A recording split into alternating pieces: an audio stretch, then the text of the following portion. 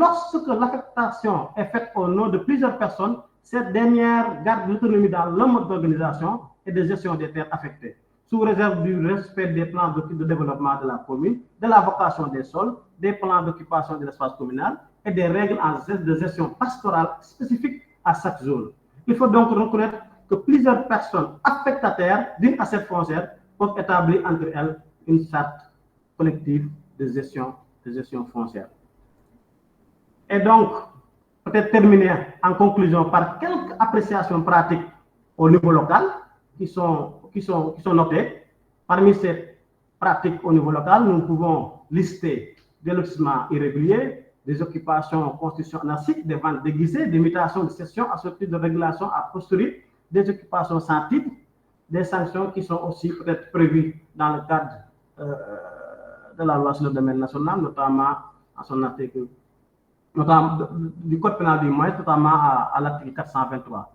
Il y a aussi ce qu'on appelle des affectations de terre effectuées dans l'espace des domaines de l'État, des politiques privées, entre autres. Parmi aussi ces pratiques légales, donc,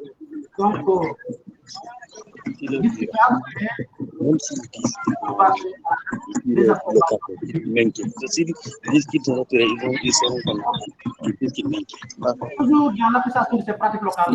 S'il vous plaît, veuillez fermer vos micros. Nous pouvons revenir sur une petite jurisprudence que nous avons notée. Par exemple, dans la commune de Keur-Momar, il y avait une délibération sur les terres exploitées conformément à l'article 15 de la loi sur le domaine national. L'article 15 de la loi sur le domaine national prônait la continuité.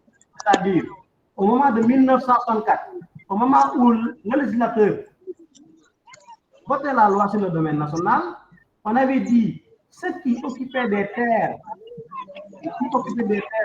et qui se régissent par le droit coutumier, peuvent continuer à les occuper, en lumière de l'article 15. Maintenant, par rapport à la jurisprudence que nous savons, il y avait la saisine d'Abdoulaye Sarr et 12 autres contre la commune de Keur-Momar, on allait du 11 avril 2019 aussi, et Diallo et autres contre la commune de Todel. Donc, les terres du domaine national ne sont pas transmissibles par voie successorale, je l'avais dit, et ne peuvent donc être revendiquées par des héritiers. Il y a aussi un arrêt important de la Cour suprême en date du 21 août 2013 entre Dangote Industrie SA et les héritiers de Feu Salim Mbacké. La transmissibilité est non automatique, mais priorité aux héritiers. Monsieur Faye, vous êtes arrivé à votre temps de parole. Merci beaucoup. Merci. Merci, Madame Gaï. Voilà. Il y aura un second passage pour les panélistes. Peut-être que vous allez en profiter, voilà, pour développer davantage. Merci beaucoup. Je vous remercie. Voilà. Donc, Monsieur Faye, on vous remercie pour votre brillant exposé. Vous êtes revenu sur le cadre légal qui encadre les collectivités territoriales, sur les législations foncières en vigueur au Sénégal, mais aussi vous êtes revenu sur quelques cas pratiques que vous rencontrez lors de l'exercice de vos fonctions en agent de la fête. Donc, merci beaucoup, M. Faye. Donc, sans plus tarder, nous allons donner la parole à M. Samba Yombo Diaw.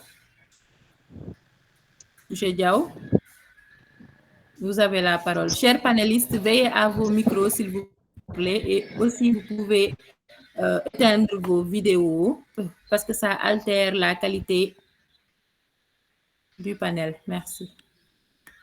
Bonsoir tout le monde. Je m'appelle mon cher Samba Yombo Diaw. Je suis expert en gouvernance locale et développement durable. Permettez-moi, dans un premier temps, de vous remercier en tant que structure regroupant des jeunes acteurs de la gouvernance économique et foncière, d'avoir porté votre choix sur ma modeste personne pour animer cet atelier dont le thème porte sur le rôle des collectivités territoriales dans la gestion foncière. Donc, comme vous le savez, c'est un thème qui est non seulement d'actualité, mais couvre un large éventail de domaines. Bon, saluer, féliciter au passage mon jeune frère Abdou Fattah, qui est en train d'abattre un excellent travail par rapport à la sécurisation foncière et la promotion du développement économique local dans la zone du lac de Guiers et du Bas-Ferlo. Remercier Madame Atte Diack pour la franche collaboration, mais surtout féliciter aussi le maire de la commune de Rompes, même s'il n'est pas en ligne, un mot cher que j'ai eu à pratiquer et qui, en dehors de son statut d'élu local, est un grand acteur de développement qui a une vision holistique du développement. Donc, par rapport à ce thème-là, je ne vais pas vous livrer un cours magistral, mais je vais tout juste dégager les grandes lignes nécessaires à la compréhension du sujet. Et avec la contribution des uns et des autres, je pense qu'au sortir de nos échanges, tous les participants auront un aperçu, je ne dirais pas global, mais transversal par rapport à la gestion par les collectivités territoriales du foncier. Donc, je vais revenir sur certains éléments de contexte dans un premier temps. Ensuite, évoquer les compétences des collectivités territoriales. Quelles sont les collectivités territoriales au Sénégal? Donc, leur rôle en tant que collectivité territoriale. J'insisterai sur l'affectation des terres, la désaffectation, voir en quoi on attend les collectivités territoriales par rapport à la gestion durable des ressources naturelles, évoquer aussi la détermination du potentiel foncier ou de l'assiette foncière, ainsi que la détermination des zones d'extension. Aujourd'hui, en quoi le potentiel foncier ou l'assiette foncière, une fois déterminée, peut concourir à la mise en place d'une politique de sécurisation foncière au niveau de nos collectivités territoriales. Bon, je parlerai très rapidement, comme Abdou Fattah l'a déjà souligné, de la gouvernance locale, du système multi-acteur.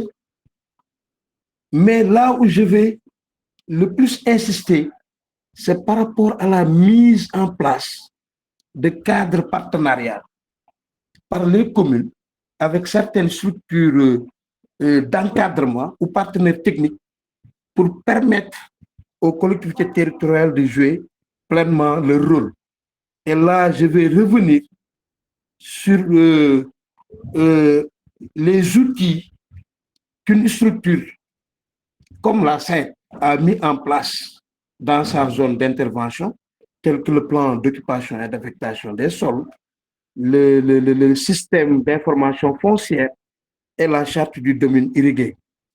Donc, je vous ferai part d'expériences que j'ai vécues en tant que coordinateur de la mise en place des premiers plans d'occupation et d'affectation des sols dans la zone du Bas-Ferlo et des vallées fossiles. Et peut-être terminer avec l'implantation des agro-industriels. Bon, pour revenir à notre sujet, je voudrais tout juste vous préciser qu'on parle de gestion des collectivités territoriales par rapport au foncier dans un État unitaire. Parce qu'il y a deux formes juridiques principales de l'État, à savoir l'État composé, qui est une union d'entités politiques autonomes, ou l'État unitaire. Et aujourd'hui, à l'heure actuelle, la forme d'organisation étatique au Sénégal est un État unitaire où il y a un seul pouvoir central, mais avec des degrés de décentralisation. Donc, le Sénégal est un État unitaire décentralisé, un État qui a opéré un certain nombre de transferts de compétences à des collectivités territoriales. Et depuis 2013, avec l'acte 3 de la décentralisation, nous avons 2 collectivités territoriales au Sénégal.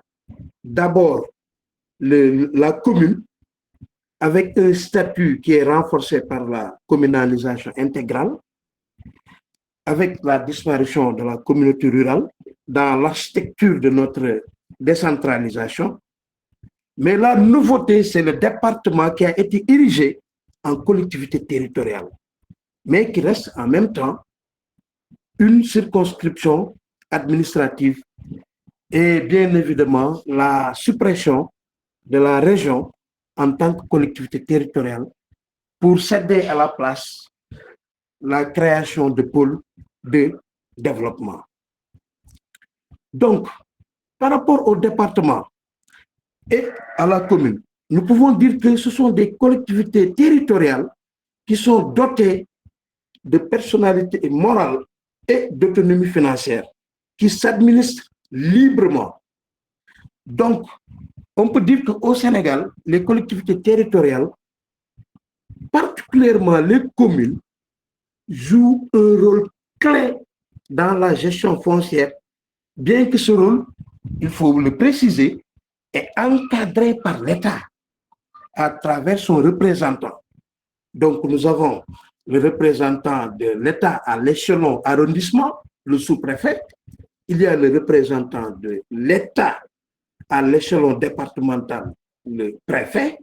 Et il y a le représentant de l'État à l'échelon régional, à savoir le gouverneur. Donc, les communes, généralement, participent à la conception, la planification et la mise en œuvre des actions de développement local, y compris la gestion des terres. Donc, par exemple, les communes sont chargées d'affecter les terres aux demandeurs et de mettre en place des commissions domaniales pour les enquêtes foncières. Donc, si nous parlons de l'affectation des terres, il se trouve que les conseils municipaux, à l'heure actuelle, sont chargés d'affecter les terres aux demandeurs. Donc, avec des critères qui sont cumulatifs, exigés par le législateur, à savoir l'appartenance d'abord à une communauté, mais ensuite, il y a ce qu'on appelle la capacité de la mise en valeur. Je ne vais pas trop détailler parce que ce point a été déjà abordé par mon collègue et petit frère Abdoul Fattah Faye. Donc, il faut toujours souligner que la seconde condition met en exergue l'aspect du développement. Donc, en soulignant que l'affectateur doit avoir une certaine capacité de mise en valeur. Donc, il exerce les compétences suivantes, c'est-à-dire les modalités d'exercice de tout droit d'usage pouvant s'exercer à l'intérieur du périmètre communal, bien évidemment avec sous réserve des exceptions prévues par la loi. Donc, il y a ce qu'on appelle le plan général d'occupation des sols, les projets d'aménagement, de lotissement, d'équipement des périmètres affectés à l'habitation, ainsi que l'autorisation d'installation, d'habitation ou de campement. Mais cette compétence pour procéder à l'affectation des terres octroie aussi aux communes la possibilité de procéder à une désaffectation des terres.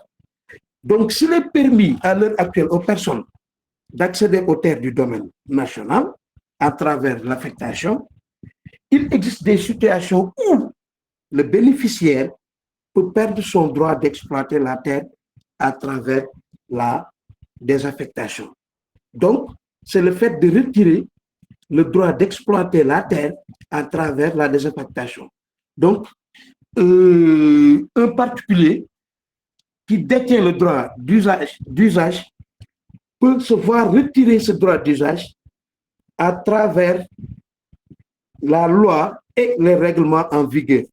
Donc, pour garantir l'exploitation de la terre tout en protégeant l'affectateur contre certains abus des autorités locales, le législateur a strictement encadré les conditions de désaffectation. D'ailleurs, au terme de la loi sur le domaine national et des décrets d'application, on peut dire que la désaffectation peut être prononcée de plein droit, d'office, sur demande ou des motifs d'intérêt général, voire même pour des raisons qui sont liées à la protection de l'environnement. Voilà. Donc, le rôle de la commune aussi, comme je l'avais énoncé tantôt, peut consister à une gestion durable des ressources naturelles. Pourquoi? Parce que la collectivité territoriale doit assurer une gestion durable des ressources naturelles, notamment les terres agricoles, les ressources en eau et les forêts. Donc, les collectivités territoriales, en résumé, on peut dire, jouent un rôle important dans la gestion foncière. Mais ce rôle doit être exercé dans le respect du cadre législatif et réglementaire qui est défini par l'État, tout en veillant à une transparence durable et équitable des terres et des ressources naturelles. Parce que au Sénégal, la gestion du foncier n'est pas du seul ressort de l'État, mais fait intervenir une pluralité d'acteurs et d'institutions. Donc, ce qui nous amène aussi à parler d'un autre rôle que la collectivité territoriale doit jouer pleinement, à savoir la détermination du potentiel foncier ou de l'assiette foncière. Et là, ça va me permettre de vous donner les cas de quelques communes, à savoir la commune, par exemple, de Dagana, la commune de Ross Béthio et la commune de Podor. C'est-à-dire qu'aujourd'hui, l'identification du potentiel foncier s'inscrit dans un contexte où les enjeux d'économie d'espace et de lutte contre l'étalement urbain, de protection du foncier agricole et des espaces naturels sont devenus déterminants. Pourquoi je vous parle de détermination du potentiel foncier? Si nous prenons par exemple une commune comme Dagana, voilà une commune qui est ceinturée par la commune de Bokol. Bon, avec, par exemple, si vous quittez la commune de Richard Toll, il y a tout juste après Richard Toll, le village de Kerbiran. Et c'est à partir de Kerbiran qu'on est dans la commune de Bokol. Ensuite, il y a les villages de Mbilor, il y a les villages de Ariwele. Ensuite, on est dans la commune de Dagana. Tout juste après la base vie de la SAED, à quelques encablures de cette base vie, on est dans la commune de Bokol. Bon, maintenant, si Dagana veut délimiter ces zones d'extension, si Dagana veut déterminer son potentiel foncier ou l'assiette foncière de la commune, donc le conseil municipal de Dagana est dans l'obligation, je ne dirais pas absolue, mais relative, de collaborer avec le conseil municipal de Bokol pour déterminer les zones d'extension des deux communes. C'est le cas de la commune de Podor dans le Guédé, parce qu'une commune comme Guédé s'étend de Bidi dans le Djeri jusqu'à Ngaoulé après la commune de Podor. Donc, pour que la commune de Podor puisse déterminer son potentiel foncier, elle est dans l'obligation aussi de coopérer avec la commune de Guédé pour déterminer ces zones d'extension et voir l'assiette foncière à l'échelon communal.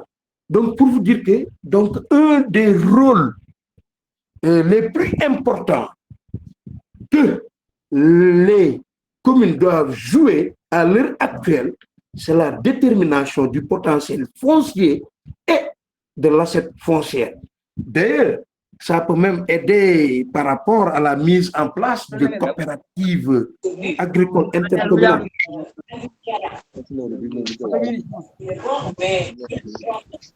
Ça peut aider à la mise en place. Vos micros, s'il vous plaît. Les micros. Ça peut aider à la mise en place de coopératives intercommunales. Parce que il y a des cuvettes, des périmètres agricoles qui sont à cheval entre plusieurs communes.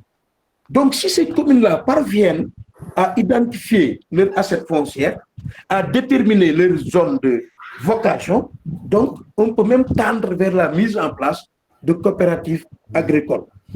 Voilà. Donc, au-delà du rôle confié à ces communes. Monsieur Diaw, vous êtes à 5 minutes de votre temps de parole. Bon, mais là, je voudrais revenir un peu donc, par rapport à la mise en place de cadres partenariats avec les structures d'encadrement et certains partenaires techniques, quoi. Parce qu'aujourd'hui, si vous venez au niveau de la vallée du fleuve Sénégal, de la Falémé, dans la zone du lac de Guerre et du Bas-Ferlo, ces communes-là ont mis en place un cadre partenariat qui leur permet de collaborer avec des structures d'encadrement et certains partenaires techniques pour mettre en place des outils de sécurisation foncière. Et aujourd'hui, on peut dire qu'avec l'ACER, dans le cadre de son domaine d'activité qui s'articule autour de l'appui à la gestion et à la sécurisation du foncier et du développement économique local, il y a des outils de sécurisation foncier qui ont été mis en place dans ces communes d'intervention. Il en est ainsi du PAS, donc, qui est un outil de sécurisation foncière, donc, qui permet quand même à la commune d'identifier ces zones de vocation pour dire que dans telle zone, on y pratique et l'agriculture et l'élevage, mais c'est l'agriculture qui est prioritaire. Dans telle autre zone, on y pratique et l'agriculture et l'élevage, mais c'est l'élevage qui est prioritaire, avec des textes de règles qui sont définis avec les populations. Donc, un outil de gestion foncière qui répartit l'espace entre les activités et usages prioritaires, tout en définissant des règles de leur cohabitation. Donc, je pense que les communes aujourd'hui peuvent s'inspirer de cette expérience pour non seulement avoir une clarification foncière, leur permettant de maîtriser et d'être plus clairvoyant par rapport aux affectations, mais de renforcer la complémentarité entre les différents usagers de l'espace, à savoir les agriculteurs, les éleveurs, les pêcheurs. Donc, c'est un outil qui consiste en une évaluation quantitative et qualitative des ressources foncières, qui permet à la commune, quand même, de faire en telle sorte que tout ce qui est conflit, tout ce qui est contrainte liée à l'occupation des sols soit résolu, donc à travers des ateliers de concertation pour identifier tout ce qui est contrainte liée à l'occupation des sols, pour déterminer les zones de vocation, ensuite permettre à la commune de faire l'état des lieux, le diagnostic de l'occupation des sols, et ensuite de faire en telle sorte que les choix d'occupation future des terres, en partant des contraintes spatiales, soient élevés. Donc, pour ne pas trop monopoliser la parole, Et comme vous m'avez demandé d'être très succinct, voilà ce que j'avais à proposer comme contribution en attendant la participation des uns et des autres pour pouvoir apporter des éléments de réponse. Même si, bon, j'aurais aimé avoir beaucoup plus de temps pour mieux exposer ce que j'avais préparé, je vous remercie, chère modératrice. Merci beaucoup, M. Diao, pour ce très brillant exposé. Vraiment, vous êtes revenu sur beaucoup de choses et vous êtes revenu aussi sur des cas pratiques que vous rencontrez dans l'exercice de vos fonctions. Vous avez partagé aussi avec nous des outils que vous utilisez comme les PAS, qui sont des outils d'aide à la prise de décision. Vous avez partagé aussi d'autres outils comme le CIF, le système d'information foncière, et la charte du domaine irrigué qui est utilisée dans la vallée du fleuve Sénégal. Donc, merci beaucoup pour ce très brillant exposé. Donc, si Monsieur le maire de Ronk est avec nous, vous avez la parole, Monsieur le maire.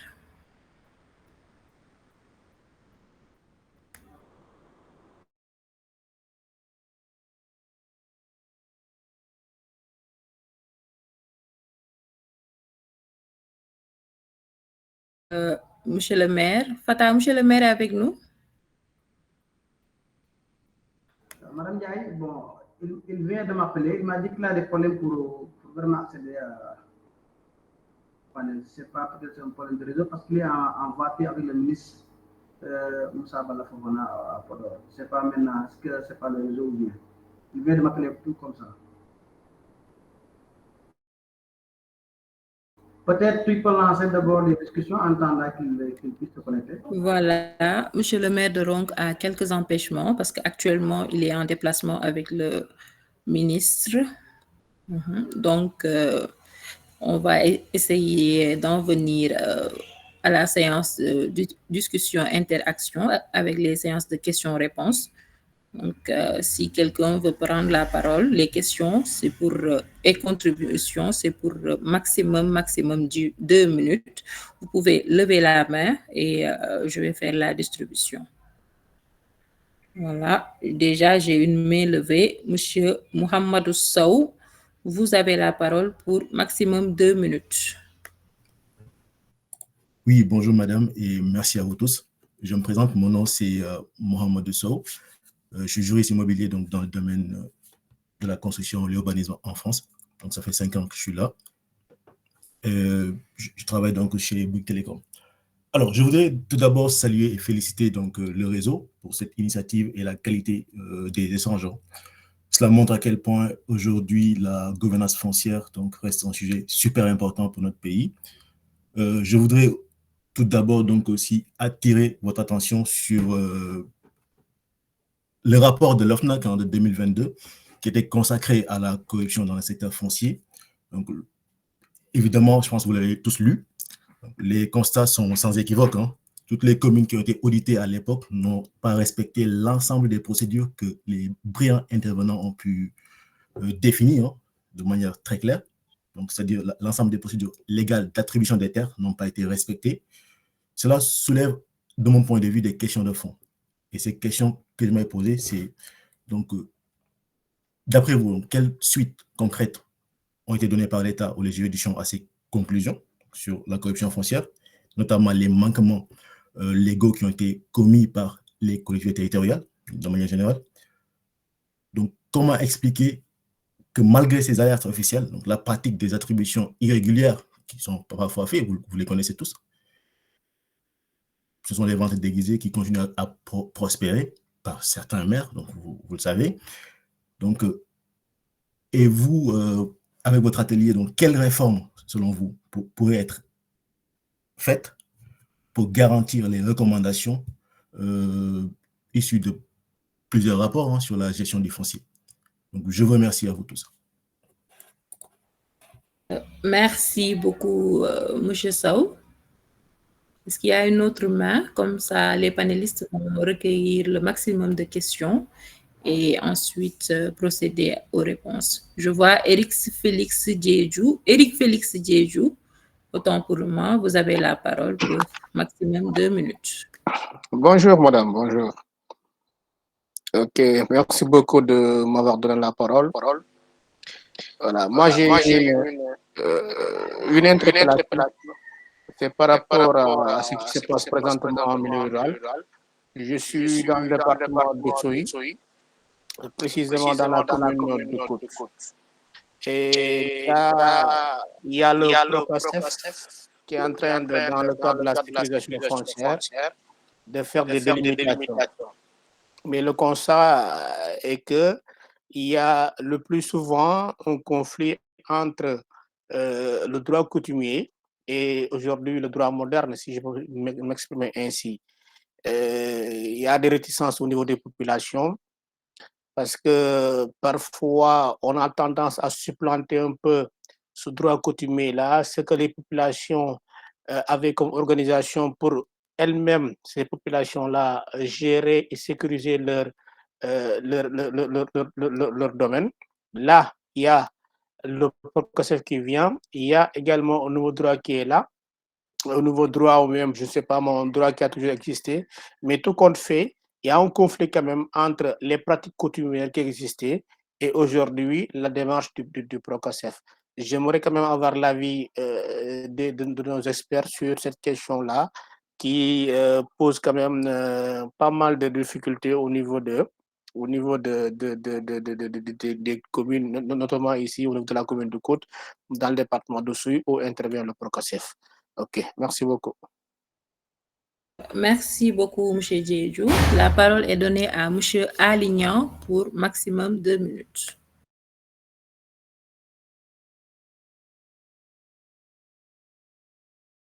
Monsieur Nian, vous avez levé la main.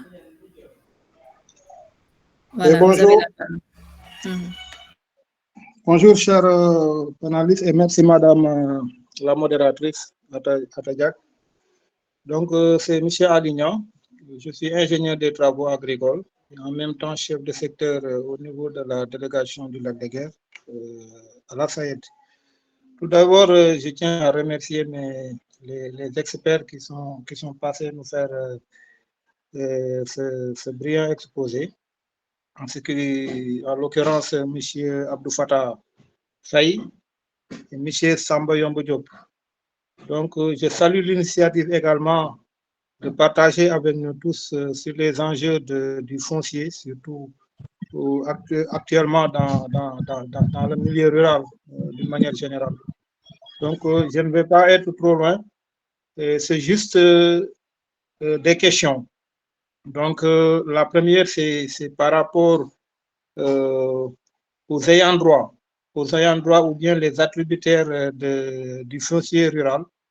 Parce que quelque part, on constate que sur le terrain, bon, en fait, il y a beaucoup d'agrobusiness qui viennent s'accaparer des terres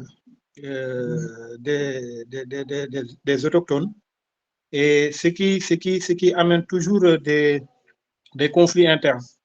Donc, est-ce que aussi le Sénégalais lambda qui habite à Fongoléni et aussi la possibilité de venir jusqu'à Nyandam ou bien à Fanaï pour avoir de la terre à travers le conseil rural. Donc ça c'est une question.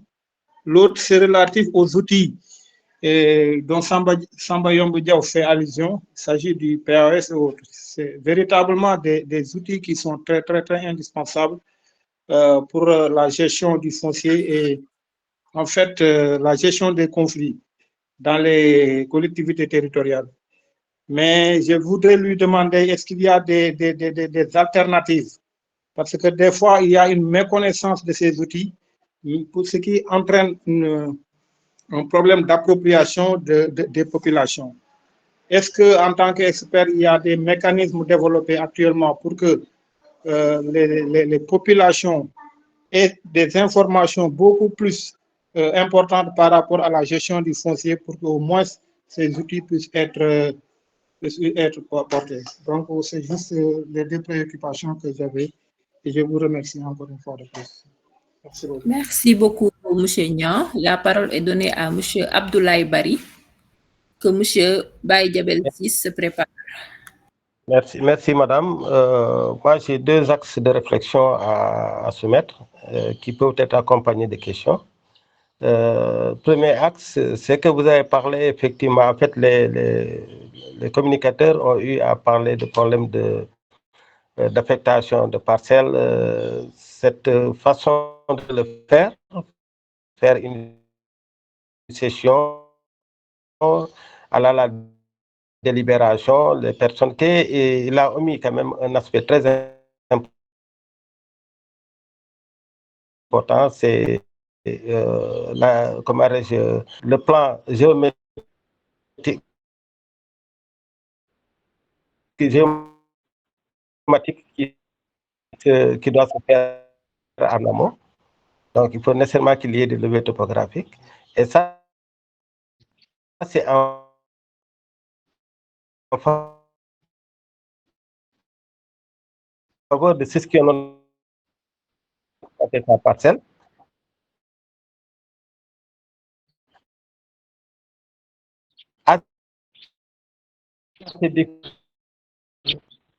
Discuter certes, reste conseiller au NICAD, alors délibération.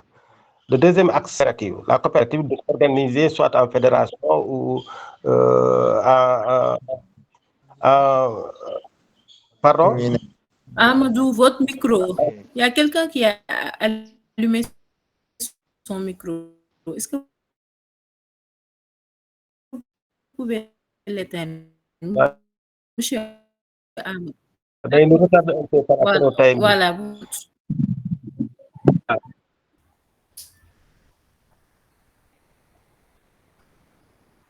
Si M. Baraka n'est pas là, nous allons donner la parole à M. Talla Sall. Voilà. M. Talla Sall, vous avez la parole.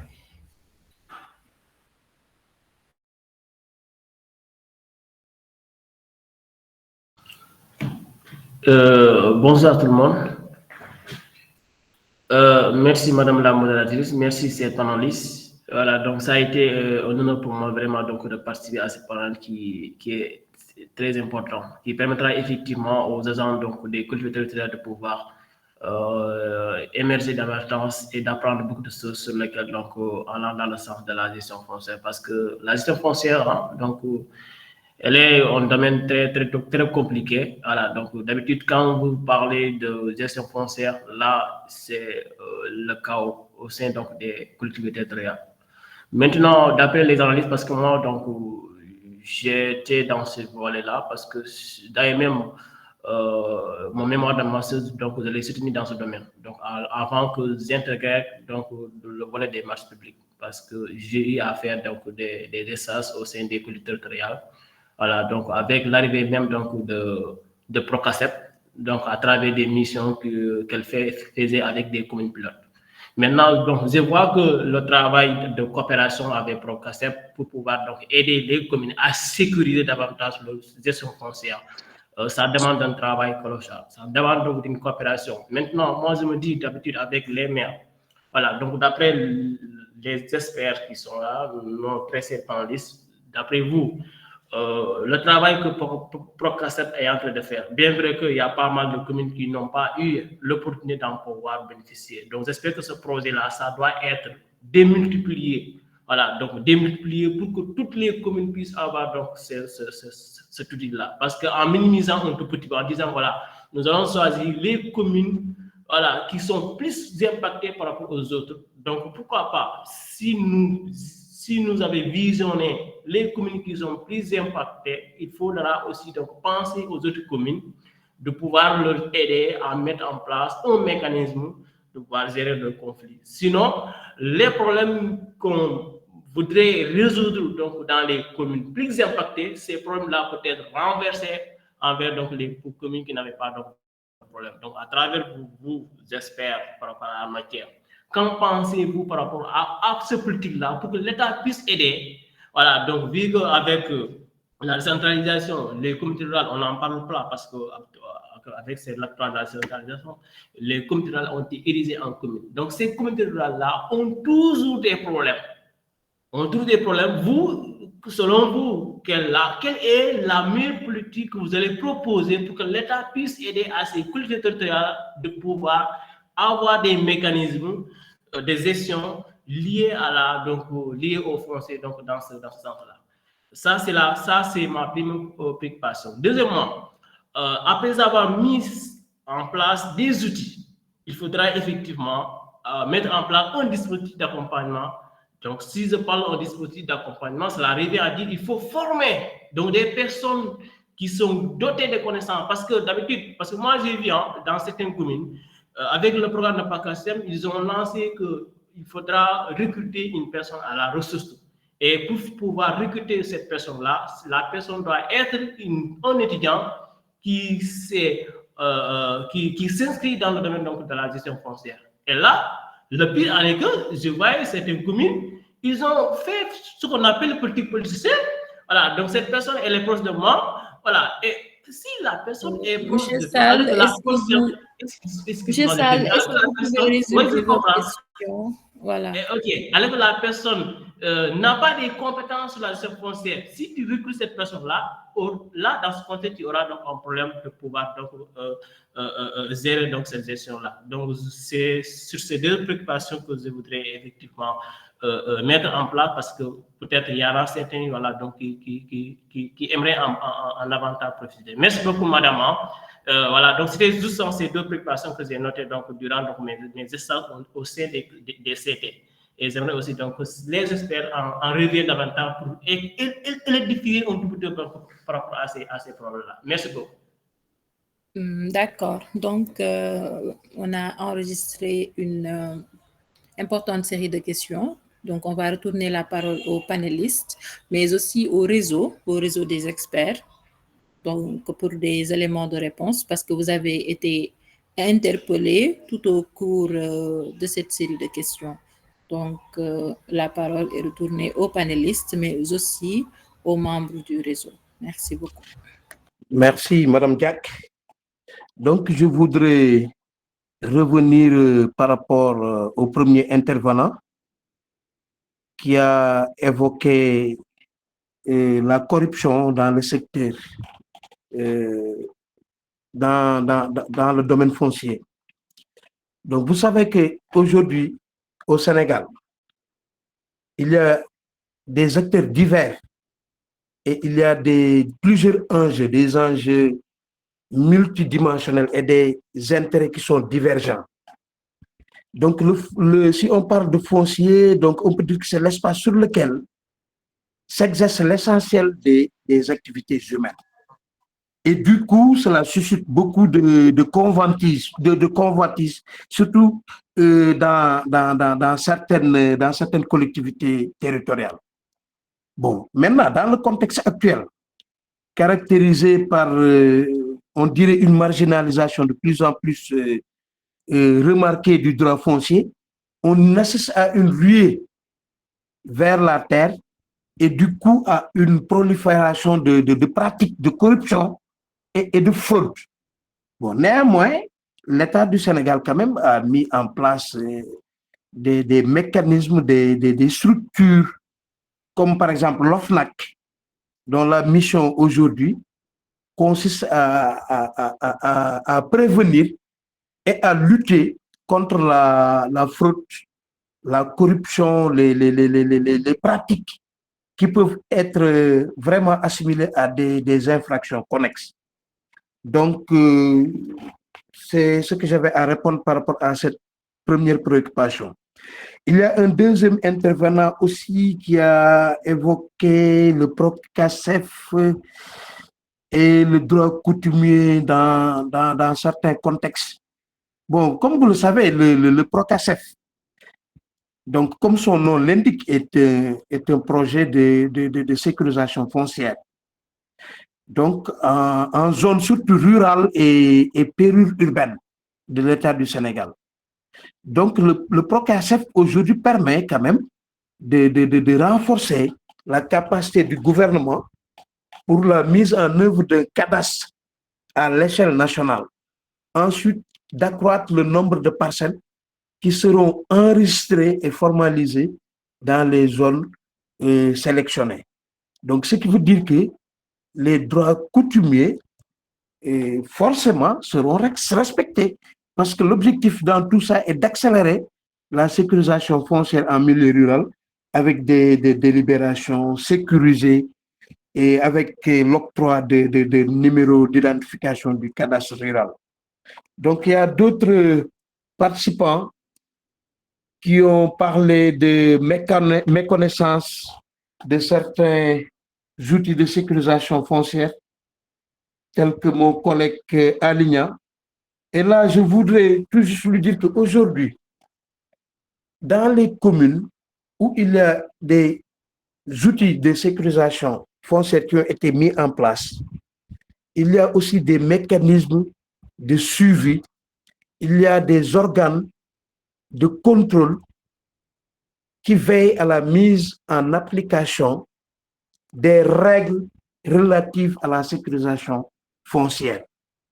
Par rapport à la continuité, vous savez, au niveau des communes, il y a ce qu'on appelle les ADL, c'est-à-dire les animateurs du développement local, bon, territorial si vous voulez, quoi. Mais ces animateurs-là, le plus souvent, dans le cadre de la mise en place des outils, sont initiés sur les techniques d'animation pour identifier les contraintes liées à l'occupation des sols, sont initiés pour mettre en œuvre les textes de règles de gestion par rapport à l'occupation des sols. Il y a des commissions qui sont mises en place et qui regroupent les chefs de village, les conseillers municipaux résidant dans une zone bien déterminée, les représentants des différentes catégories socio-professionnelles, à savoir les éleveurs, les agriculteurs, les pêcheurs. Ensuite, il y a l'animateur du développement territorial. Donc, en cas de conflit dans une zone bien déterminée, c'est cette commission-là qui invoque les dispositions établies dans le cadre du plan d'occupation et d'affectation des sols. Donc, ce sont ces dispositions-là qui sont invoquées pour le règlement des conflits. Donc, c'est ce que j'avais à répondre par rapport à certaines préoccupations. Peut-être mon cher ami et collègue Abdou Fattah Faye va compléter et éventuellement les autres. Je vous remercie. Merci beaucoup, M. Diao. M. Faye, vous êtes avec nous. Vous avez des éléments de réponse par rapport à certaines questions. Merci, Mme Gaye. Merci, M. Diao, vraiment, de votre intervention par rapport aux questions, aux interpellations qui nous ont été faites par les collègues participants. Je voulais juste moi aussi apporter quelques éléments de complément par rapport à la réponse de M. Diao, notamment la question de Mohamedou Sow, sur le rapport OFNAC, sur la corruption, notamment, non-respect des procédures. Je pense que je l'avais dit dans ma présentation, je dis que c'est un secteur corruptogène, c'est-à-dire que c'est un secteur où vraiment la corruption est en train de gagner du terrain. Et aussi le rapport OFNAC en a fait des recommandations d'ailleurs. Comme nous le savons, avec cette arrivée massive d'investisseurs au niveau rural, des zones rurales, donc il y a cette corruption-là. Et par rapport à ça, je pense que déjà les collectivités territoriales en ont une responsabilité. D'abord, par rapport à cette responsabilité, je pense que la manière d'employer des terres, notamment, on le sait, les affectations à grande échelle, qui sont d'ailleurs la cause des conflits qu'on entend partout, les interpellations des populations autochtones, les manifestations partout, donc c'est dû à ça, à la mise en place des agro-industriels qui aujourd'hui vraiment ont bénéficié quand même de grandes affectations et qu'on ne sait pas par quel moyen. Et pour cela, je pense qu'il y a une alternative qui a été apportée par l'État en 2022 à travers cette loi-là qu'on avait à travers cette loi qui avait permis aux collectivités territoriales vraiment de recourir au PPP. C'est-à-dire que voilà, s'il y a des investissements qui sont vraiment qui peuvent impacter le développement économique local des communes, il faudra trouver des alternatives. Et pour ces alternatives-là, je pense qu'il ne faudrait pas passer par l'affectation des terres à grande échelle, mais au moins revenir par des conventions de partenariat local qui sont reconnues par cette loi de 2022 et aussi qui seront bénéfiques à la commune parce que l'octroi de la terre se fera maintenant en un temps, 5 ans, 10 ans, compte tenu maintenant de la contrepartie peut-être de l'agro-industriel ou de l'agro-business par rapport au fonctionnement de la commune et aux besoins des populations autochtones. Et par rapport à la réforme foncière dont M. Mohamed Sow a fait état, je pense que cette réforme-là doit vraiment viser à protéger les terres cultivables contre, bon, comme nous le savons, les formes d'exploitation, l'urbanisation, mais aussi en favorisant les pratiques agricoles durables. Et je pense que parmi les recommandations aussi, on avait dit qu'on devrait mettre en place des mécanismes de médiation, surtout de règlement des conflits, mais aussi de faire des campagnes de sensibilisation cruciales pour l'application dans le prochain réforme. Je pense aussi qu'il faut une flexibilité et une adaptation aux nouvelles réalités. Parce que comme le disons, il y a quelqu'un qui l'a posé par rapport au PROCASEF et au droit coutumier. Donc je pense qu'il y a nos réalités que nous connaissons tous. Il y a aussi aujourd'hui des populations qu'on doit sensibiliser, à formaliser les terres. Mais aussi, le droit positif, comme en 1964, doit aussi vraiment prendre en quelque sorte les réalités du terrain, notamment la réticence de nos parents, mais aussi les réalités du droit coutumier. Je pense que par rapport aussi à la question de Moussenia, à l'appropriation, M. Aligna, mon collègue, je vous remercie de votre intervention. Accaparement des terres, ayant droit, attributaire, acquisition de terres, processus maintenant d'intégration des étrangers. Je l'ai dit tantôt, par rapport à la méconnaissance des outils qui ont été développés dans certaines zones. Je pense que l'ACR en a développé dans la vallée du fleuve Sénégal. Pratiquement plus de 52 communes ont bénéficié de plans d'occupation et d'habitation des sols qui sont vraiment importants dans la sécurisation du foncier et aussi dans la résolution des conflits. Mais aussi dans le Saloum, il y a des projets comme Sensouf, il y a Tiers Sud, dans le Sud, il y a Procasef qui a fait un excellent travail dans ça. Et je pense que aussi c'est le moment que les populations puissent s'approprier de ces outils-là. Mais le problème se trouve, Moussenia, dès l'instant que ces outils sont mis en place, donc à la commande d'une collectivité territoriale, il revient à cette collectivité territoriale vraiment d'animer, de charger la mise en application et de veiller à ce que les décisions qui ont été prises puissent être respectées. Là, je veux dire que par rapport à ça, puis lorsque le président prend fin, puis nettement que les commissions qui ont été mises en place ne fonctionnent plus. Je peux citer les commissions techniques de la sécurisation foncière, les commissions de zone et tout ça, parce que les communes vous diront que nous avons des problèmes, des contraintes financières. Et pour maintenant prendre en compte cette alternative, je pense que les communes devront, dans le cadre de leur budget participatif, inscrire une rubrique spécialement dédiée à l'animation de ces outils-là, mais aussi au moyen, pour pouvoir vraiment donner des moyens financiers aux commissions de zone pour pouvoir faire le travail correctement. L'accaparement des terres, comme nous le savons, je sais que Moussenia, vous êtes dans une zone extrêmement touchée avec l'arrivée massive des agro-industries, des agro-business. Et donc, aujourd'hui, il faudra sensibiliser les communes à intégrer dans leur fonctionnement que maintenant, l'État du Sénégal nous a permis, à travers la loi de 2022, notamment sur les PPP, de pouvoir contacter des conventions locales avec des agro-industries qui seront intéressés d'investir dans nos localités et de ne pas recourir aux affectations à grande échelle. Pour la question de mécanisme de gestion des CT, dispositifs d'accompagnement, formation, je pense que dans la salle, parallèlement, je pense qu'on a la même formation. Moi, je suis juriste spécialisé du foncier. En même temps, je suis titulaire aussi de master en commande publique, spécialisé de préparation des marchés publics pour accompagner aussi les communes. Mais là aussi, il y a un problème. Parce que dans les communes, il y a ce qu'on appelle peut-être une raréfaction de ressources humaines capables de porter aussi vraiment les questions foncières. Et l'État du Sénégal a compris ça. Je pense que la notion de peut-être l'introduction des agents fonciers, c'est dans ce cadre-là. beaucoup de communes qui ont des projets de sécurisation foncière ont aujourd'hui recruté des agents fonciers. Et ces agents compétents, on la charge en quelque sorte de gérer le foncier dans les communes. Mais malheureusement, dans certaines communes qui n'ont pas connu le projet, ils n'ont pas d'agents fonciers, ils n'ont pas de ressources humaines capables de porter ça. Et aussi, les membres du conseil municipal ne sont pas très renseignés, ne sont pas très sensibilisés sur le cadre légal et juridique qui régit le foncier. Et je pense donc par là, l'État du Sénégal, à travers cette réforme-là qu'on attendait, la fonction publique locale doit penser à mettre en place dans les communautés, dans les collectivités territoriales, des agents assermentés capables de porter ce qu'on appelle la gestion foncière. Madame Dia, je pense que l'ensemble des questions, bon, je ne sais pas, ce que j'ai noté, c'est là, et tout justement ce que j'ai noté, je peux laisser peut-être aux collègues vraiment de donner leur point de vue par rapport aux interpellations. Je vous remercie. Madame Dia, si vous me permettez, voilà. Madame Dia. Vous pouvez y aller, M. Diao. Oui, c'était par rapport à l'implantation des agro-industries et des agro-business.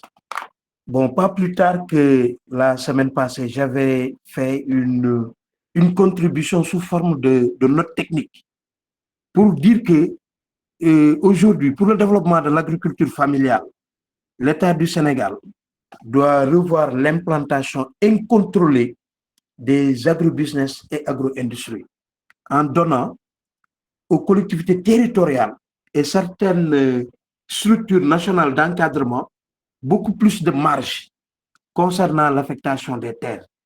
Le plus souvent, des milliers d'hectares par rapport aussi à l'appréciation de la RSE et surtout le suivi de la mise en valeur pour mieux quantifier la production globale nationale par spéculation et du coup orienter les prises de décision.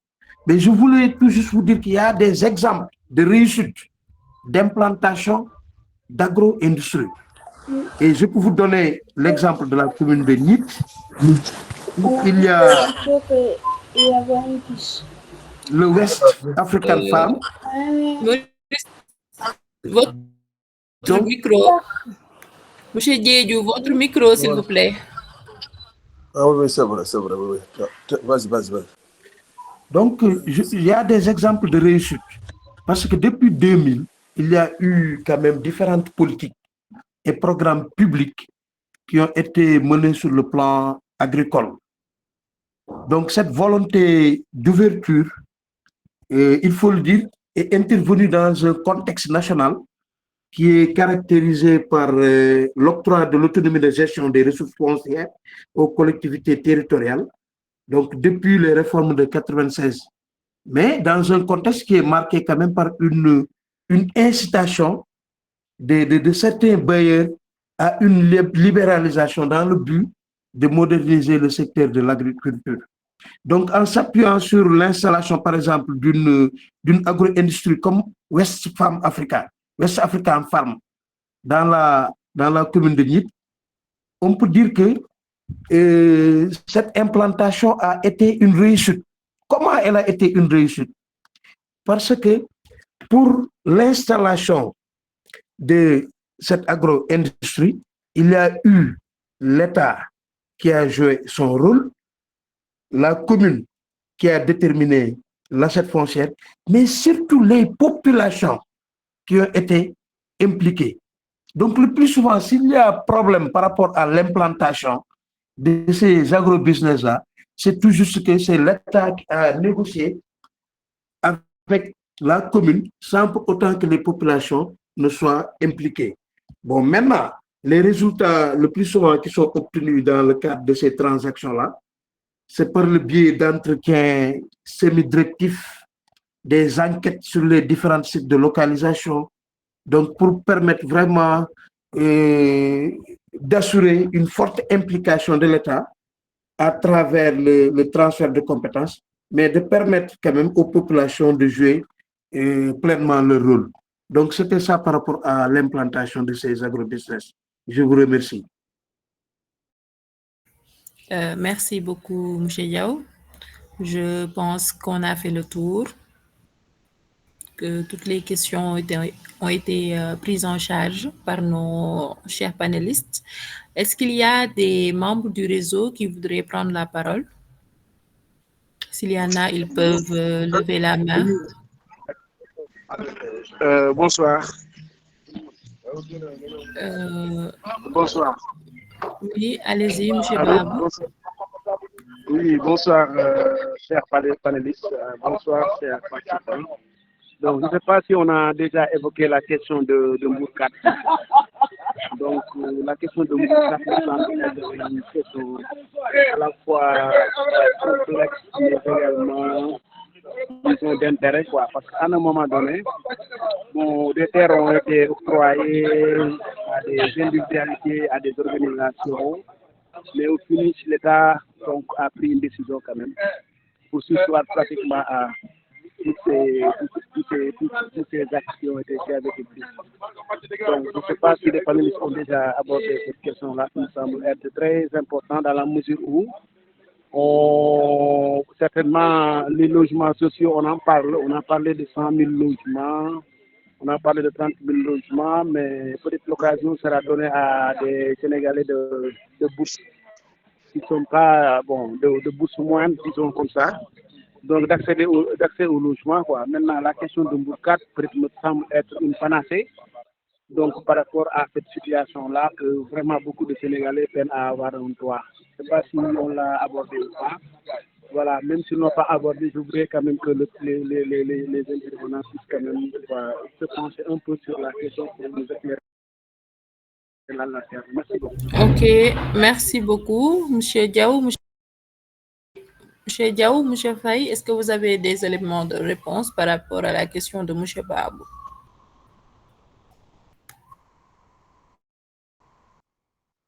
Bon, par rapport à la décision des autorités de suspendre toutes les opérations domaniales sur le littoral de Dakar et plusieurs lotissements litigés à l'intérieur du pays, il faut dire que, compte tenu de susciter des réactions et appréciations diverses, donc il y a eu quand même des scandales, mais je pense que la formule la mieux indiquée, c'est de faire l'état des lieux de la problématique, donc pour pouvoir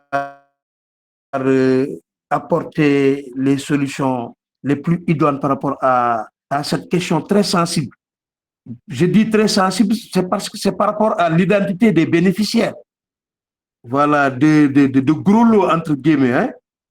Donc, ce qui veut dire que cette question-là vraiment mérite à ce que l'état des lieux des lotissements soit fait pour pouvoir ensuite apporter des éléments de réponse. Bon, c'est ça que j'avais à apporter comme contribution par rapport à cette question. Merci beaucoup, M. Diaw. Fatah, vous avez des éléments de réponse par rapport à cette question? Oui, bon, je pense que la réponse de M. Diaw est satisfaisante par rapport à ça, comme il l'a dit. Hein. Bon, là, le foncier, la problématique foncière, elle est d'actualité. Et puis, les défis sont je pense que aussi, parallèlement, c'est des politiques de l'État. Hein. Peut-être aussi, il faudra maîtriser quand même les paramètres déjà pour pouvoir communiquer et aussi savoir que peut-être l'identification des bénéficiaires aussi, ça pose problème. Parce que le lotissement, parfois, il y a ce qu'on appelle de l'analyse dans le lotissement et tout ça. Mais parfois, donc, il faut savoir que c'est des commissions aussi qui sont chargées avec des structures compétentes de l'État. Et donc, je pense qu'il faudra veiller encore et essayer de voir peut-être dans le cadre d'une prochaine réforme comment prendre en compte certaines considérations et comment aussi vraiment rendre transparente ce travail-là peut-être des commissions. Je vous remercie. Merci beaucoup. Nous avons aussi une question dans le chat de Ousseini Thiam. Il demande quelle réflexion faites-vous sur la problématique des limites territoriales qui posent un réel problème d'une gestion foncière entre les collectivités territoriales. Donc, je pense que M. Diaw était revenu sur ces cas-là en donnant le cas de la commune de Ross Béthio, de la commune aussi de Podor avec la commune de Guédé et d'autres cas. Peut-être, M. Diaw, vous pouvez revenir voilà, sur cette question.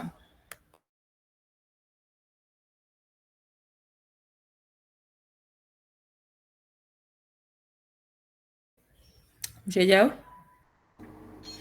Madame Diaye, peut-être je vais reprendre à la place de M. Diao. Voilà, vous pouvez y aller. Je pense qu'il est là. Il vient de Oui, nous est-ce que rejoindre. vous pouvez reprendre la question? Voilà. Il Parce a que j'avais demandé perdu un peu le fil, quoi.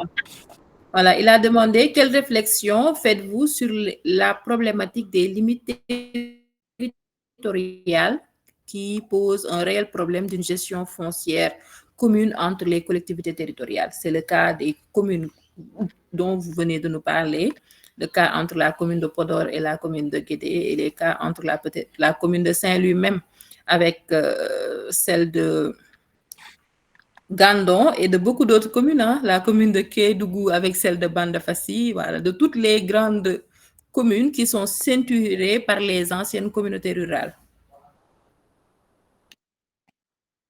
Bon, par rapport à cette question, je pense que je l'avais évoqué.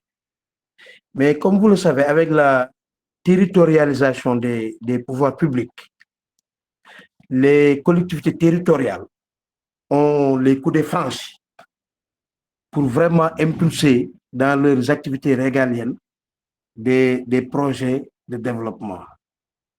Donc, pour asseoir une dynamique structurée avec des infrastructures de qualité qui nécessairement doivent être portées par la communauté. Mais cela passe dans un préalable nécessaire. Comme je l'avais dit, la détermination d'abord de l'assiette foncière, du potentiel foncier. Et il y a des communes du Sénégal, compte tenu de leur position géographique, ne peuvent pas à elles seules déterminer leur potentiel foncier sans pour autant collaborer avec d'autres collectivités territoriales. Donc, je pense qu'avec l'intercommunalité ou bien la mise en place de cadres de concertation intercommunale, ces problèmes de limite-là peuvent être résolus. Bon, maintenant, revenons à l'outil PAS dont j'avais évoqué tout à l'heure. Voilà un outil qui permet aux communes d'avoir une idée sur le potentiel foncier et sur le potentiel pastoral.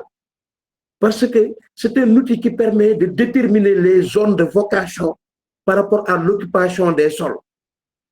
Qui te dit que dans telle commune, il y a une zone agro-pastorale à priorité agricole. Dans telle autre zone, c'est une zone agro-pastorale à priorité élevage. Telle zone est exclusivement pastorale. Cette zone-là, c'est la zone d'habitation. La commune, ou du moins les villages de telle zone, ont la possibilité d'extension, soit à l'est, au nord, au sud ou à l'ouest.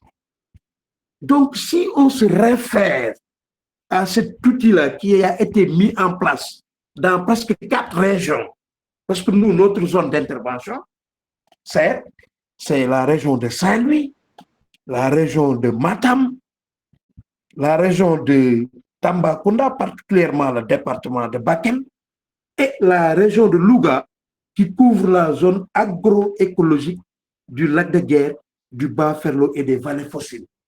Donc, dans toutes ces communes-là, les zones de vocation sont identifiées, le potentiel foncier est identifié, l'assiette foncière des communes est identifiée, et c'est ce qui nous permet de suivre la mise en valeur des différentes spéculations, parce que notre corps de métier, c'est l'agriculture irriguée. Donc, encore une fois de plus, la question à l'heure actuelle la plus sensible et qui mérite des éléments de réponse, qui mérite des décisions fortes de la part des autorités nationales en collaboration avec les collectivités territoriales, c'est de procéder à l'identification au niveau de chaque commune de l'assiette foncière. Je vous remercie. Oui. Merci beaucoup, M. Diao. Merci beaucoup, M. Faye. Je pense que on a épuisé la liste des questions soumises. S'il y a une... Oui, vous pouvez y aller. Apporter quelques éléments de complémentarité par rapport à la question. En fait, oui, vous pouvez y aller. La question extrêmement importante. Et c'est une question qui nous revient aussi, nous, praticiens du fossé. La question des... On peut donner beaucoup d'exemples. L'exemple de la commune de Saint-Louis, de Gandon, de Belcagnol, la commune de Saint-Louis-Kiama, la commune de Dara dans le Linguère, avec la commune de Tiamen-Pass, la commune de Fas avec la commune de Diama, la commune de Nid avec la... Il y a vraiment beaucoup d'exemples de ce genre. Et cette problématique-là, je pense, la problématique des limites des collectivités territoriales au Sénégal, quand même, c'est un sujet complexe qui touche exactement à la décentralisation, à la gouvernance locale, à l'aménagement du territoire. Et dans ce contexte, comme nous le savons tous, c'est le rôle de l'Agence nationale de l'aménagement du territoire. Aucune autre structure n'est compétente à la matière. C'est seulement l'ANAT qui est compétent à la problématique, des limites. Et je pense que ces problématiques-là, comme nous le savons, sont d'ordre des conflits territoriaux, comme nous le vivons toujours. Il y a aussi ce qu'on appelle la question de la planification urbaine et rurale. Il y a la représentation politique, parce que dans certaines communes qui n'ont plus d'assiette foncière, ils sont obligés d'empêter dans les assiettes foncières d'autres communes pour pouvoir réaliser leur projet de développement. Je peux donner l'exemple de la commune de Dara Djolof avec la commune de Tiamen-Pass, où d'importantes réalisations qui sont vraiment faites par la commune de Dara Djolof sont nécessairement dans la commune de Tiamen-Pass, compte tenu vraiment de manque d'assiette foncière. Il y a aussi la problématique des ressources et de la fiscalité. Et maintenant, quel devrait être le rôle de l'ANAT? Je pense que par rapport à ça, l'ANAT est impliquée dans la détermination et la régularisation des limites. Donc, elle devrait quand même garantir des éléments clairs par rapport aux réformes en vigueur. Je pense aussi il y a récemment le nouveau code de l'urbanisme qui a été promulgué. Et dans cette question, la question peut-être des limites aussi est toujours traitée dans le cadre des consultations. Et aussi là, je pense que l'ANAT aussi dans le volet coordination et support doit agir en tant qu'interface entre les différentes collectivités territoriales, facilitant le dialogue et la coopération pour résoudre les problèmes. Parce que la question des limites aussi, peut-être, c'est des questions qui touchent à la géographie des communes. Ça aussi, c'est un problème qui se pose. Et parce que au moment de la délimitation de certaines communes, c'était des aspects à vocation politique. Il faut qu'on le dise. C'est des délimitations aussi à vocation politique. C'est-à-dire que tu vois des villages qui sont dans une commune qui traditionnellement appartenaient à une commune X. Et lorsque la délimitation administrative est venue, à travers des calculs de vote, sont vraiment intégrés dans d'autres communes. Et c'est ça aussi une problématique qu'on doit résoudre. Mais je pense que la solution majeure aussi par rapport aux communes, c'est des formations et des sensibilisations. Je pense qu'elle peut être impliquée dans le programme de formation par les agents locaux et pour mieux aussi gérer les questions de limite territoriale et l'aménagement à travers un suivi et évaluation des actions concrètes qui sont menées par le NAT. Je pense que je ne veux pas être très long, mais c'est une question très, très extrêmement importante. Et puis, c'est une question que nous vivons le quotidien. Voilà, merci beaucoup, M. Faye.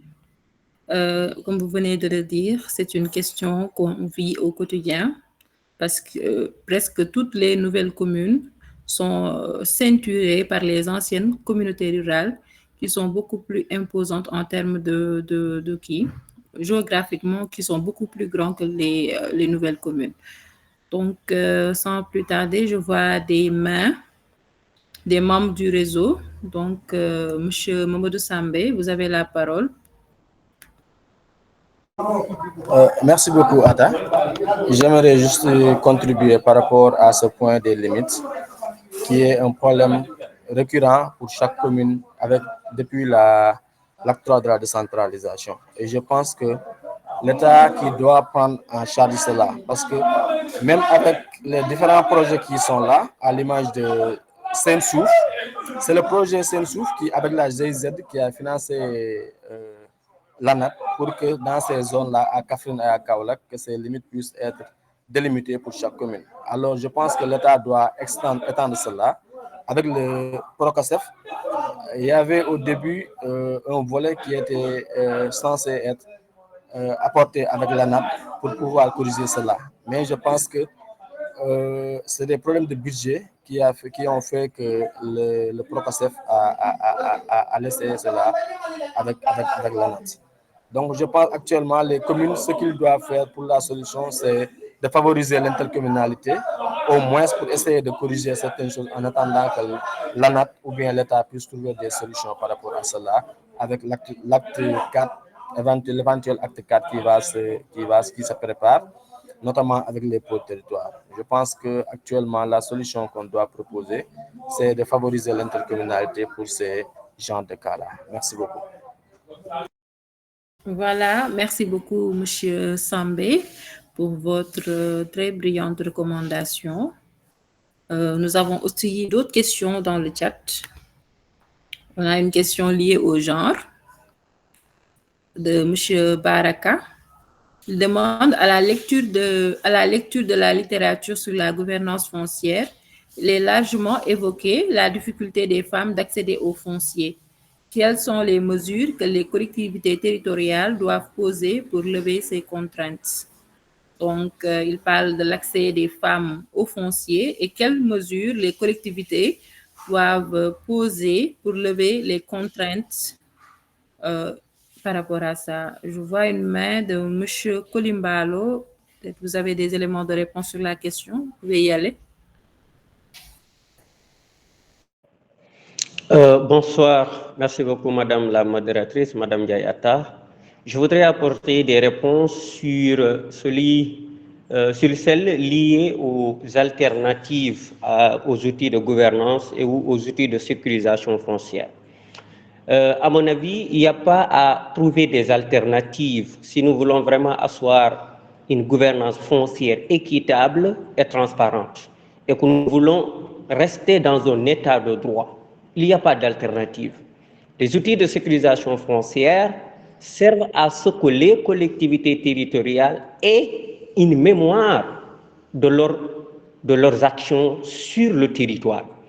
Autant que la collectivité territoriale a besoin de l'état civil qui va gérer tout ce qui est de l'humain, les ressources, les personnes, autant les collectivités territoriales ont besoin des outils de sécurisation foncière comme le CIFS, le système d'information qui va loger d'autres outils comme le PAOS, puisqu'il doit être après chiffré, numérisé, la charte du domaine irrigué et autres outils peuvent être numérisés et on le met dans un ensemble qu'on va appeler ici le système d'information foncière. Pourquoi on doit trouver autre alternative à ces outils? Pourquoi? Parce que toute autre alternative à ces outils de sécurisation, à ces outils de transparence, serait de violer le droit, serait de rester dans un territoire où les droits seront précaires, où les propriétés ne seront pas sécurisées, où les documents ne seront pas enregistrés, ou en quelque sorte, la propriété, elle serait que éphémère pour un temps, puisqu'à chaque moment, on peut vous retirer cette propriété, il n'y a pas d'outils qui sécurisent vos droits. Et or, les outils de gouvernance foncière servent à sécuriser des droits, servent à ce que la collectivité ait une mémoire, et ces outils-là protègent même en quelque sorte ces personnes-là qui sont mises à la commune pour gérer le foncier. L'enjeu, c'est quoi maintenant? C'est comment on doit recruter des personnes qui doivent gérer la mémoire de la commune, c'est-à-dire ces outils de gouvernance foncière, surtout avec le système d'information géographique et ou foncière. C'est que le recrutement ne doit pas être politique. Les régimes politiques passent. Si après chaque élection, le maire doit emporter toutes les personnes, toutes les ressources humaines qui géraient pendant qu'il était là, il va emporter toute la mémoire de la mairie, on va changer de régime, on va changer de personne, on va recruter de nouvelles personnes. Où est tout ce qui a été fait depuis que la commune était commune? Où? On va tout perdre. Donc je pense, comme l'a dit Fatah, dans le cadre de la fonction publique locale, c'est là où on doit recruter des agents assermentés et qui vont en quelque sorte avoir une notoriété par rapport aux partis politiques qui vont se battre pour gérer une commune.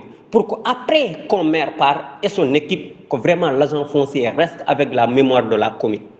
Je termine pour dire que dans le cadre sur la question liée au genre, il faut que d'abord les communes intègrent le genre comme une thématique transversale, comme le changement climatique l'est. Ce n'est pas une question c'est pas un domaine de compétence ni rien, mais que les communes aient conscience de la question du genre, et pour ça, il faut d'abord les renforcer en capacité pour que les gens puissent comprendre, parce qu'on parle du genre, mais beaucoup n'ont pas compris ce qu'est le genre. Tant qu'on n'a pas compris la question du genre, on aura du mal à l'intégrer dans la conception, dans la mise en œuvre et dans l'évaluation des politiques publiques de développement qui doivent être des politiques judicieuses, harmonieuses et qui doivent respecter les droits des minorités. C'est en ce moment qu'on pourra intégrer le genre, c'est en ce moment que les collectivités territoriales pourront intégrer le genre. Je termine par la dernière question de Ousseynou. L'ADM est très lié à l'accompagnement des communes urbaines et n'a pas de compétences, n'a pas de mission liée au foncier, puisque les compétences de l'ADM sont liées à aider la commune à trouver des ressources, des financements dans le cadre du partenariat et de la coopération décentralisée, doit aider la commune en matière de communication, doit aider la commune à renforcer des capacités sur des thématiques ou à conduire des projets qui lui sont confiés. Donc, en matière foncière, en tout cas, à partir de ces 6 missions, parce qu'il y a 6 missions qui lui sont allouées, il n'y a pas une question liée au foncier pour l'ADM. Donc, c'était des réponses que je voudrais apporter. Merci beaucoup pour ce premier panel, chers collègues. Je vais en profiter. Merci beaucoup, chers collègues. Vraiment, vos explications ont été très claires et je pense que l'assistance y a trouvé des intérêts. Je vais donner par ailleurs la parole à M. Amadou Antassamb, superviseur genre au sein du PROCASEF de la Grappe Boundou. Peut-être qu'il pourra nous faire des recommandations sur la question genre. Merci beaucoup, M. Samb, vous avez la parole. Alors, bonsoir, merci beaucoup, Mme Gaye, de m'avoir donné la parole. Donc, je vais rebondir très rapidement sur les 2 questions qui ont été posées. Je pense que la première, par rapport au genre, je pense que le PROCASEF est venu avec des solutions, mais avec une dimension genre très importante, raison pour laquelle la plupart des grappes sont assujetties à des résultats genrés. Donc, par exemple, pour la grappe de Boundou, qui couvre les régions de Tamba et de Kédougou, ils ont un objectif de 30% de résultats genrés, donc pour des parcelles, des titres d'affectation destinés aux femmes, aux GIE et aux couches vulnérables. Je pense que ça, c'est une avancée qui mérite d'être saluée. Et comme deuxième alternative aussi, je pense que dans l'approche de la planification territoriale, il y a une approche que l'on nomme la planification sensible au genre. Donc, c'est une chose qui est en train d'être élaborée, de se faire déployer, donc qui consiste à, dans la planification territoriale, identifier des lignes budgétaires qui vont aller dans le financement des femmes. Donc, ça pourrait être affilié à beaucoup de domaines liés à l'entrepreneuriat, à la gouvernance. Mais plus précisément, pour répondre à votre question, le genre par rapport à la gouvernance foncière, ça pourrait être des lignes de financement dédiées au financement des GIE, à l'accompagnement de la formalisation de certains groupements, mais aussi, pourquoi pas, pour aller plus loin vers l'égalité ou bien l'équité dans la répartition des projets de lotissement. Donc, c'est des choses qui peuvent être pensées encore pour accompagner cette mouvance de justice sociale, mais d'accompagnement de genre. Parce que quand on parle de genre, c'est inégalité, mais aussi qui sont d'ordre socio-culturel. Donc, c'est un travail d'amont spécifique pour chaque collectivité territoriale, mais avec le leadership et l'engagement d'une collectivité, je pense que des réponses peuvent être apportées. Voici les réponses que je voulais apporter à cela. Et je salue aussi la tenue de ce webinaire qui est très riche en informations. Et donc, merci beaucoup, vraiment. Merci beaucoup, M. Samb. Merci beaucoup à tous les intervenants. Vraiment, ces contributions sont des contributions de qualité. Et elle témoigne un peu de l'expérience des uns et des autres. Parce que, comme on a l'habitude de le dire, au Sénégal, on a de très bons textes. On a de très bons textes, les meilleurs d'Afrique, si je peux me permettre de le dire. Mais c'est l'application, en fait, de ces textes qui pose problème. Ce que les textes prévoient et ce qu'il y a en réalité sur le terrain,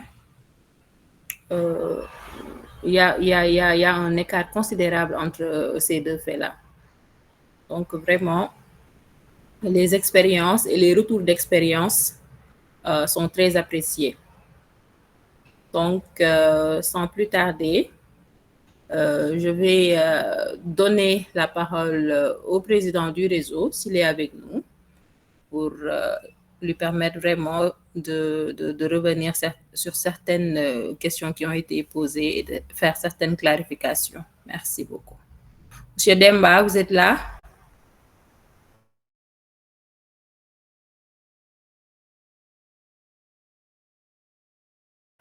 Ousmane? Bon, si Ousmane n'est pas là, on peut continuer.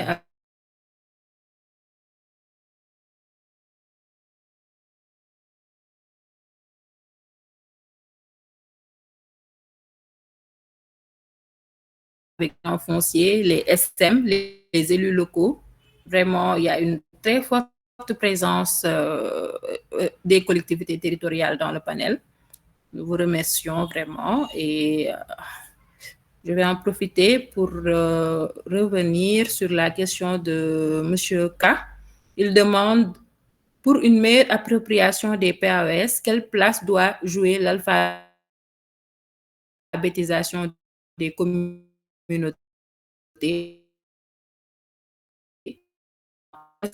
Il ne serait pas bien de traduire ces documents en langue locale. Donc, Fatah, vous êtes directement interpellé. Oui, madame. Bon, là, c'est très simple. Dans le cadre de l'élaboration des plans d'occupation et d'affectation des sols, il y a la traduction des documents. Voilà, donc partout, dans toutes les communes de la vallée, dans toutes les communes de la zone du lac et du Bas-Ferlo,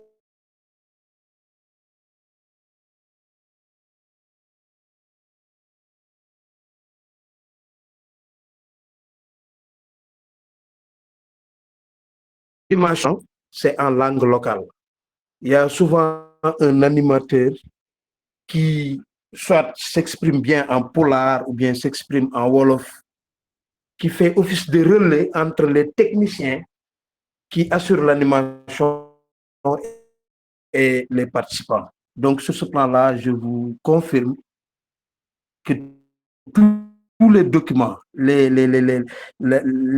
cartes qui permettent l'occupation des sols, les textes de règles, tous ces documents-là sont traduits en langue locale. Je vous remercie.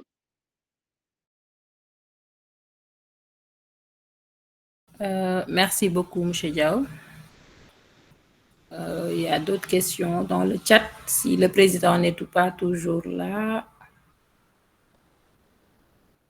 Voilà. Il y a aussi... excusez-moi. M. Bab, est-ce que vous pouvez fermer votre micro, s'il vous plaît? Monsieur Mamadou Djigo, agent foncier, vous avez la parole. Djigo? Monsieur Djigo, vous avez levé la main, vous avez la parole. Bonjour, madame. Voilà. Je salue l'assistance. Je suis Mamadou Djigo, agent foncier de la commune de Mbolo-Biran, et je suis recruté dans le cadre du projet PROCASEF. Ce que nous constatons par rapport à la gestion foncière, surtout sur la question genre, il y a une véritable problématique. Parce que les jeunes et les femmes ont un problème d'accès. Et tout cela, c'est dû parce que dans les communes, il est quasi absent il y a l'absence de lotissement qui permet aux gens d'avoir bénéficié de terrain pour l'habitation ou pour usage agricole. Donc, tout ce frein, c'est dit au droit coutumier, hein, parce que ici, nos parents sont très réticents par rapport à la terre. Hein, et nous avons ce véritable problème. Et j'espère bien qu'avec le partenariat avec la SAED, ils ont fait pas mal de choses. Hein, parce que moi, lorsque je suis venu ici en prenant en fonction, j'ai vu que la SAED, par rapport au plan d'occupation des sols, ils ont beaucoup fait. Mais il y a un petit manquement que j'ai noté. Il n'y a pas la matérialisation, surtout des zones là où il y a les points d'eau, par rapport à ce qui est déterminé au niveau des POS, il y a vraiment un manquement de ce côté-là. Mais nous continuons quand même à travailler à travers les outils qu'ils ont pu installer au niveau des communes, surtout le CIF, et c'est très bénéfique aussi par rapport à la population, parce que ça nous permet aussi de prendre les levées topographiques, parce qu'auparavant, en revisitant les archives, tu vois une délibération qui n'a aucune référence par rapport aux coordonnées, aux coordonnées géographiques. Donc, tu ne peux pas identifier ou bien localiser la parcelle. En ce moment même, nous avons un problème par rapport à un privé qui détenait ici des terres, et il y avait un problème de mise en valeur. Mais par rapport à la superficie qu'il a été octroyée, nous avons un véritable problème de pouvoir l'identifier réellement pour savoir où exactement se trouvait cette superficie, parce que depuis l'affectation, il n'a pas mis en valeur cette bande. Donc ça aussi, c'est un problème que nous notons. Donc nous insistons à ce que les communes prennent des initiatives de mettre en place des projets de lotissement permettant aux jeunes et aux femmes d'avoir accès aux terres. Parce que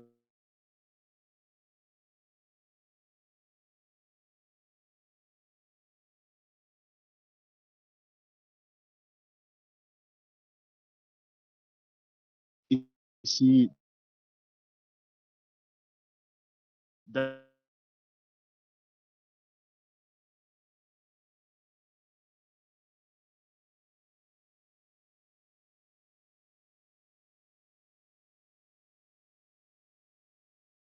d'habitude,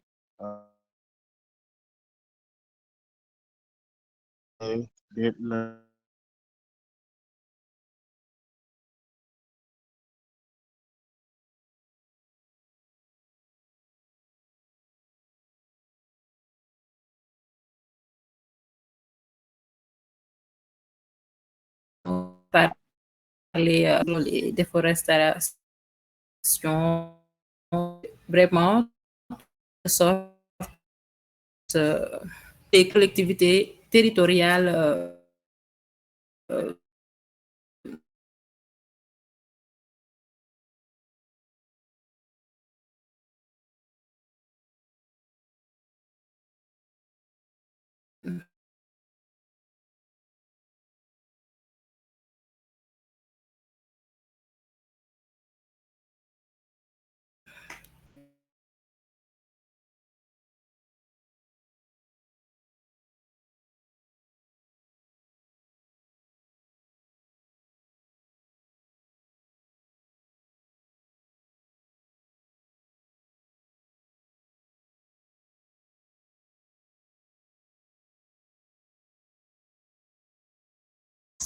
donner la parole à M. Babou, comme il insiste. M. Babou, 1 minute.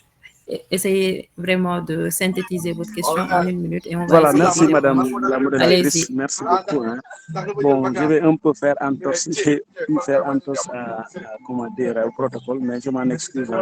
Mais seulement s'il y a une question qui me tarote un peu l'esprit, c'est la question de l'accès à la terre à une catégorie de personnes qui sont sur le territoire national, mais qui ne sont pas des nationaux, par exemple les étrangers.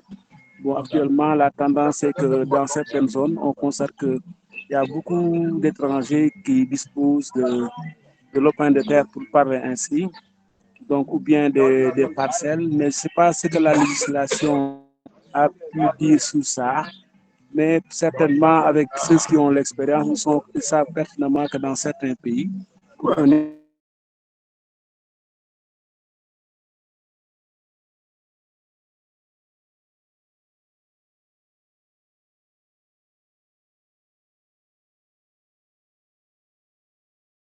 étranger puisse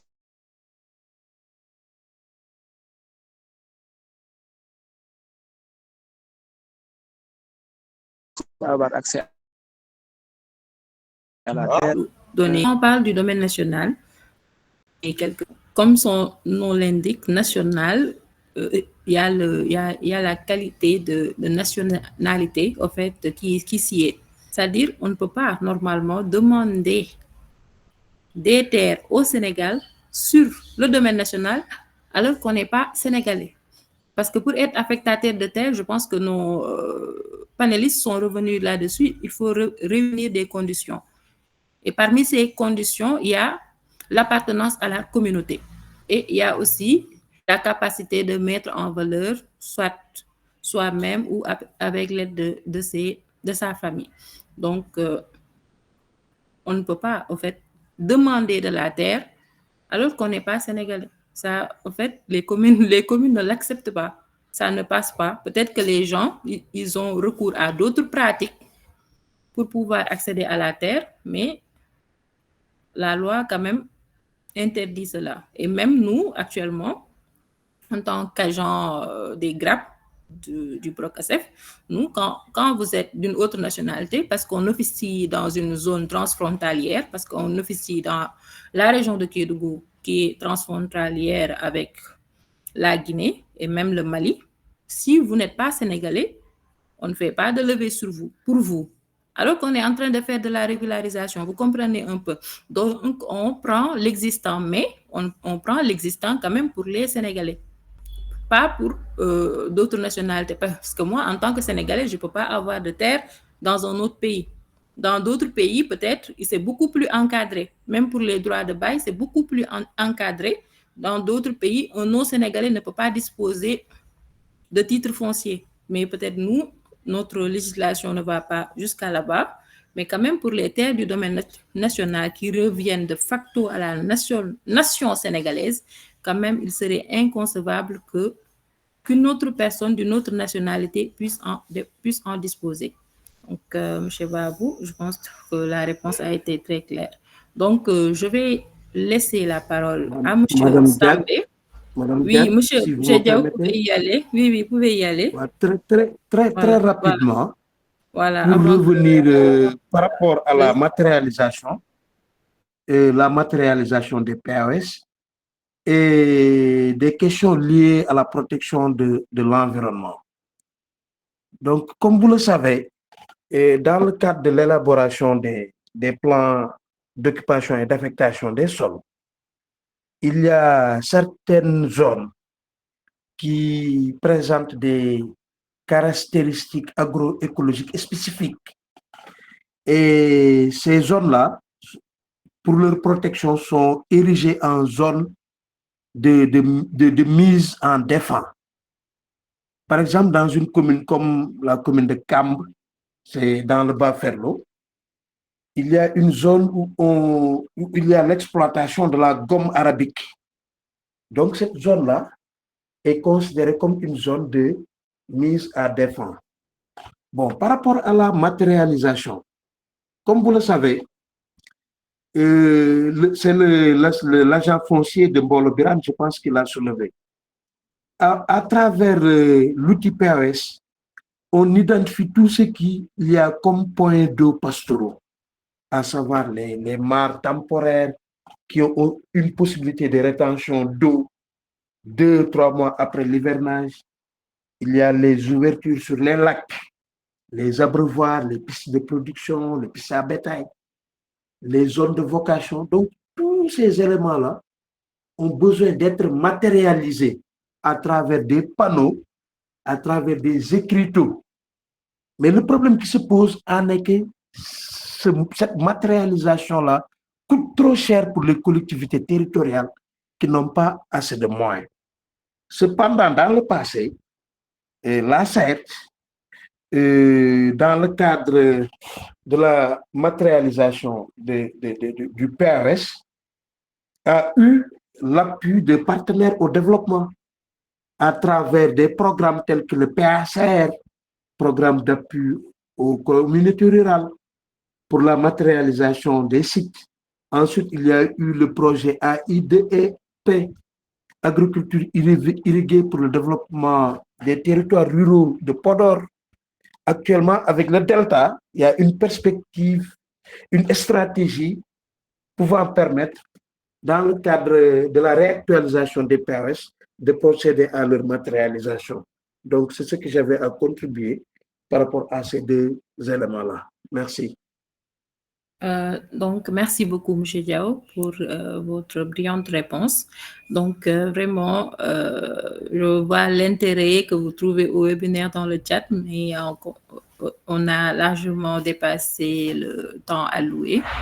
Maintenant, je vais donner la parole à M. Sambé.